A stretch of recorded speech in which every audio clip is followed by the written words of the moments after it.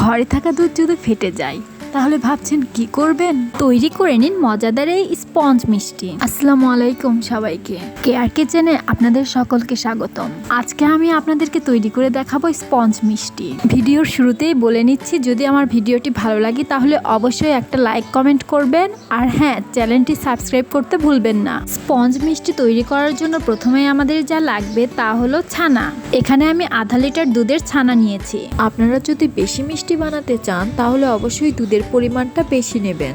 যেহেতু আমার এখানে হাফ লিটার দুধ ছানা কেটে গিয়েছিল, তাই আমি শুধু এইটুকুই নিয়েছি। আপনারা চাইলে ভিনেগার বা লেবু দিয়েও ছানা কেটে নিতে পারেন। সেক্ষেত্রে 1 কাপ পানির ভেতর 1 চা চামচ ভিনেগার দিয়ে মিশিয়ে নিতে হবে এবং সেইটা গরম দুধের ভিতর দিতে হবে। ছানাটার পানি অবশ্যই ঝরে নিতে হবে। আমি এই ছাকনাতে করেই ছানার পানিটা ঝরাতে দিয়েছিলাম। আপনারা চাইলে যে কোনো সুতি কাপড়ের ভেতর ছানা দিয়ে সেটা বাঁধিয়ে রাখতে পারেন প্রায় 20 থেকে 30 মিনিটের মতো। এবার আমরা ছানাটাকে মথে নিব। ছানাটাকে আমরা হাতের এই অংশের মাধ্যমে মথে নেব। এইটাকে খুব ভালোভাবে মালিশ করতে হবে যাতে করে ছানাটা দলা বেঁধে না থাকে ও দানাদার না থাকে, অর্থাৎ ছানাটাকে মসৃণ করতে হবে।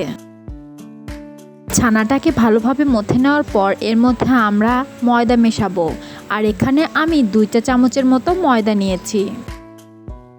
ময়দাটাকে কোনোভাবে একবারে মেশানো যাবে না, আমরা অল্প করে মেশাবো আর এটা মুথে নেব। কোনোভাবেই ছানাতে বেশি ময়দা অ্যাড করা যাবে না। বেশি ময়দা দেওয়া হলে মিষ্টিটা কোনোভাবেই নরম হবে না, এটা শক্ত হয়ে যাবে। আর তাই আমরা সামান্য পরিমাণেই ময়দা ব্যবহার করব। আমি কিন্তু এখানে কোনো রকমের পানি বা চিনি ব্যবহার করিনি।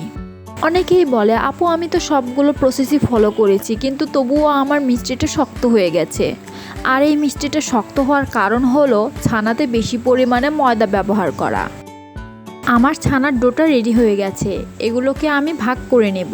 মিষ্টিগুলো যাতে একই মাপের হয় তাই আমি এগুলোকে সমানভাবে কেটে নেব। একটা ছুরির সাহায্যে আমি ডোগুলোকে সমানভাবে কেটে নিচ্ছি। এবার আমি এক এক করে মিষ্টিগুলোকে বানিয়ে নেব। 2 হাতের মাধ্যমে মিষ্টিগুলোকে গোল গোল করে মিষ্টিটাকে সামান্যভাবে চেপে দিব হাতের একটা আঙ্গুলের সাহায্যে। তবে বেশি চাপা যাবে না, হালকা একটু চেপে দিতে হবে। আর এই চেপে দেওয়ার কারণ হচ্ছে মিষ্টিটা যখন আমরা শিরার ভিতর দেব তখন এটা আপনা আপনি ফুলে উঠবে। একইভাবে আমি সবগুলো মিষ্টি বানিয়ে নিয়েছি। আমার এখানে এইটুকু ছানা দিয়ে মাঝারি আকারের প্রায় 6টা মিষ্টি হয়েছে। এবার আমরা মিষ্টির শিরাটা রেডি করে নেব। চুলায় একটা পাতিল বসিয়ে এর মধ্যে প্রায় 400 মিলিগ্রামের মতো আমরা পানি দিয়ে দেব। পানি হালকা একটু গরম হলে এর ভেতর আমরা চিনি অ্যাড করব। এখানে আমি 2 কাপ পরিমাণ চিনি ব্যবহার করেছি। চিনিটাকে আমরা গলে নেব।